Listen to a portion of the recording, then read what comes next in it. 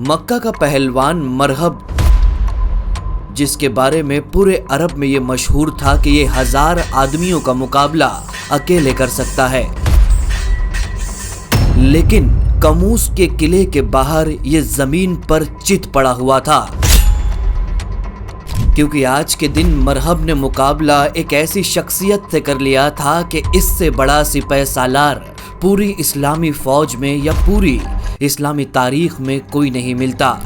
ये वो शख्सियत थी जिसे शेर खुदा का लक़ब दिया गया था। ये वो शख्सियत थी कि जंग में जब काफिरों को पता चलता कि ये शख्स जंग में मौजूद है तो काफिरों के पसीने छूट जाया करते थे, जिसके बारे में हुजूर सल्लल्लाहु अलैहि वसल्लम ने कहा कि मैं जिसका मौला हूँ अली उसका मौला है। जी हाँ, हम बात कर रहे हैं खलीफा चहारुम शेर खुदा हजरत अली करमल्लाहु ताला वजहुल करीम की। प्रवास की आज की वीडियो में बात करेंगे हजरत अली की एक मुख्तसर सी बायोग्राफी पर। उम्मीद करते हैं वीडियो आपके लिए मालूमाती साबित होगी, तो हमारी वीडियो के आखिर तक बने रहिए।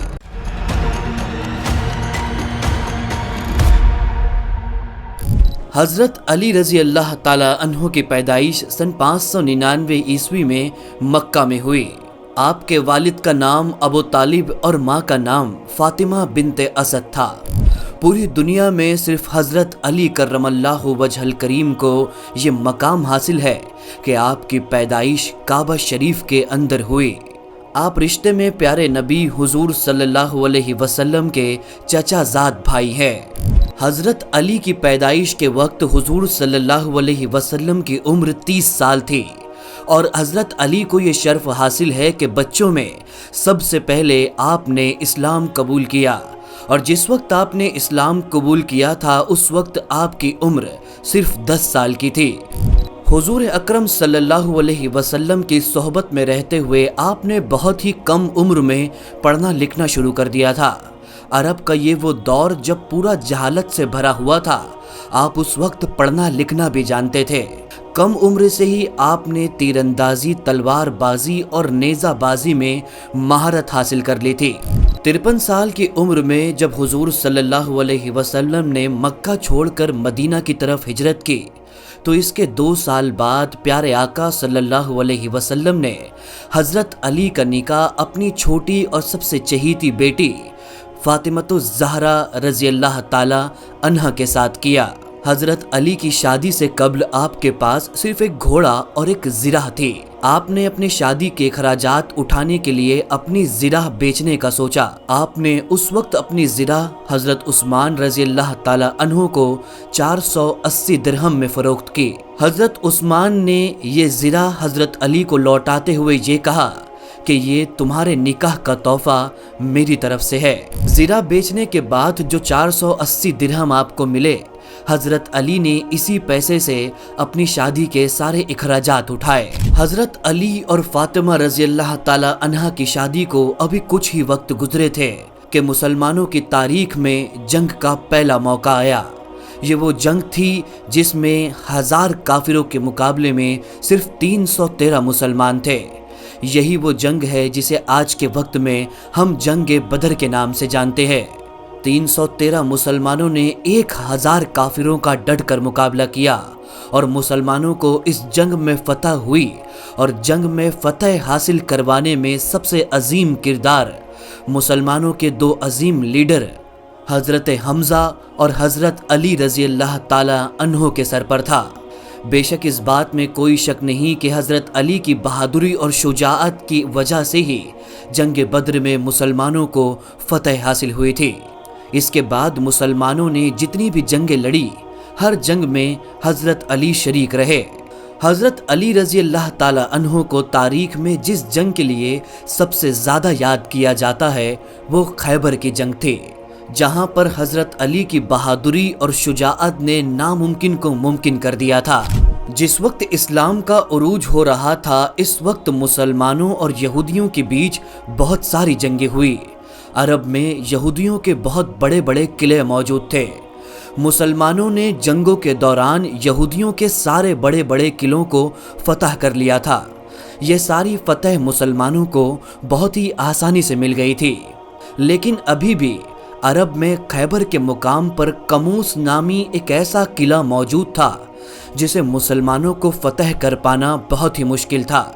حضور صلی اللہ علیہ وسلم نے اس قلعے کو فتح کرنے کے لیے صحابیوں کی موجودگی میں اس سے پہلے 2 لشکر بھیجا، لیکن اس قلعے کو فتح کرنے میں یہ دونوں بھی لشکر ناکام رہے۔ اب حضور صلی اللہ علیہ وسلم نے اپنے سارے صحابیوں کی میٹنگ بلائی۔ اس میٹنگ میں حضور صلی اللہ علیہ وسلم نے اپنے صحابیوں سے کہا کہ کل میں خیبر کے قلعے کو فتح کرنے کے لیے پرچم اس شخص کے ہاتھ میں دینے والا ہوں جو اللہ اور رسول سے پیار کرتا ہے، اور بے شک اللہ اور رسول اس سے پیار کرتے ہیں۔ جس وقت حضور صلی اللہ علیہ وسلم نے اپنے صحابیوں کو یہ کہا تو صحابی دوسرے دن کا انتظار کر رہے تھے۔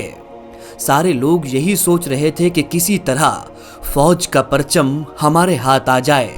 جب دوسرے دن کی صبح بیدار ہوئی تو حضور صلی اللہ علیہ وسلم نے اپنے صحابیوں سے کہا کہ حضرت علی کہاں ہے؟ صحابیوں نے کہا کہ حضرت علی کی آنکھ میں کسی طرح کی تکلیف ہے تو وہ خیمے میں آرام کر رہے ہیں۔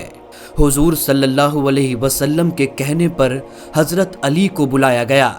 حضور صلی اللہ علیہ وسلم نے اپنا لعاب دہن حضرت علی کی آنکھوں میں ڈالا اور فوج کا پرچم حضرت علی کے ہاتھوں میں دیا۔ شیر خدا حضرت علی رضی اللہ تعالی عنہ فوج کا پرچم لے کر کمانڈر بن کے فوج کے آگے آگے چل رہے تھے۔ حضرت علی نے اس وقت یہودیوں سے ایسی جنگ کی کہ کچھ ہی وقت میں قلعہ کو آپ نے مکمل طرح سے فتح کر لیا۔ حضور صلی اللہ علیہ وسلم کا قول سچ ثابت ہوا۔ اسی خیبر کے قلعے کو فتح کرتے وقت آپ نے عرب کے اس پہلوان سے مقابلہ کیا تھا جس کے بارے میں پورے عرب میں یہ مشہور تھا کہ یہ پہلوان اکیلے 1000 آدمیوں کا مقابلہ کر سکتا ہے، لیکن جس وقت مرحب حضرت علی کے مقابلے میں لڑنے کے لیے آیا تو ایک ہی وار میں حضرت علی نے مرحب کو چت کر دیا۔ یہی وہ خیبر کا قلعہ تھا جس کو فتح کرتے وقت حضرت علی نے اپنے ہاتھوں سے خیبر کے اس دروازے کو اکھاڑ پھینکا تھا جس دروازے کو کھولنے کے لیے تقریباً 20 سپاہیوں کی ضرورت ہوتی تھی۔ لیکن خیبر کا قلعہ فتح ہونے کے بعد بھی حضور صلی اللہ علیہ وسلم نے مسلمانوں کو خیبر کے قلعے پر فتح کرنے سے منع فرمایا۔ آپ نے یہ قلعہ یہودیوں کے قبضے میں ہی رہنے کے لیے دیا اور ان سے کچھ شرطوں پر سائن کروائی۔ اس کی وجہ یہ تھی کہ اس وقت یہودی مسلمانوں کے خلاف الگ الگ طرح کی سازشیں رچ رہے تھے اور یہودیوں کو سبق سکھانے کے لیے ہی ان کے قلعے کو فتح کیا گیا تھا۔ یہ وہ وقت تھا جس وقت اسلام کا عروج اپنی اونچائیوں پر تھا۔ ہم نے اس پر ایک تفصیلی ویڈیو بنائی ہے، رائز آف اسلام، کہ اسلام کا عروج کس طرح سے ہوا۔ اگر آپ اس ویڈیو کو دیکھنا چاہتے ہیں تو ہمارے ڈسکرپشن میں دی ہوئی لنک یا تو اینڈ اسکرین پر کلک کر کے دیکھ سکتے ہیں۔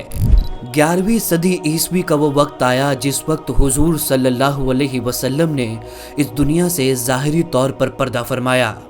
حضرت علی آپ کے پردہ فرمانے پر بہت ہی غمگین تھے۔ آپ ہی وہ شخص تھے جنہوں نے حضور صلی اللہ علیہ وسلم کو غسل دیا اور آپ کو قبر مبارک میں اتارا۔ حضور صلی اللہ علیہ وسلم کے بعد حضرت علی ہی وہ شخص تھے جو سارے مدینے کے لوگوں کے سوالوں کے جواب دیا کرتے تھے۔ پورے مدینے میں کسی کو کچھ بھی مسئلہ ہوتا تو وہ حضور صلی اللہ علیہ وسلم کے بعد اپنے مسائل کو لے کر حضرت علی کے پاس ہی آیا کرتے تھے۔ اس لیے حضور صلی اللہ علیہ وسلم نے کہا تھا کہ میں علم کا شہر ہوں اور علی اس کا دروازہ ہے۔ جس وقت تیسرے خلیفہ حضرت عثمان رضی اللہ تعالیٰ عنہ کو شہید کیا گیا تو اس کے بعد حضرت علی رضی اللہ تعالیٰ عنہ کی خلافت کا دور شروع ہوا۔ آپ کی خلافت کا دور تقریباً 4 سے 5 سالوں تک چلا۔ حضرت علی نے جس وقت خلافت کی اسلامی تاریخ میں یہ دور منافقوں کا دور کہا جاتا ہے۔ یہ وہ وقت تھا جس وقت کفار و مشرکین نقلی مسلمان یا تو منافق بن کر فوج میں شامل ہوتے تھے اور مسلمانوں کی فوج میں رہتے ہوئے انہیں الگ الگ طرح سے نقصان پہنچاتے تھے، اور فوج میں شامل انہی منافقوں کی وجہ سے مسلمانوں کے آپس میں ہی کئی جنگیں ہوئی۔ آخر وقت میں یہ سازشیں اتنی زیادہ بڑھ گئی کہ ایک دن جب حضرت علی فجر کی نماز ادا کرنے کے لیے اپنے گھر سے باہر نکلے تو ایک خارجی عبد الرحمن ابن ملجم نے حضرت علی پر تلوار کا ایک بہت ہی گہرا وار کیا۔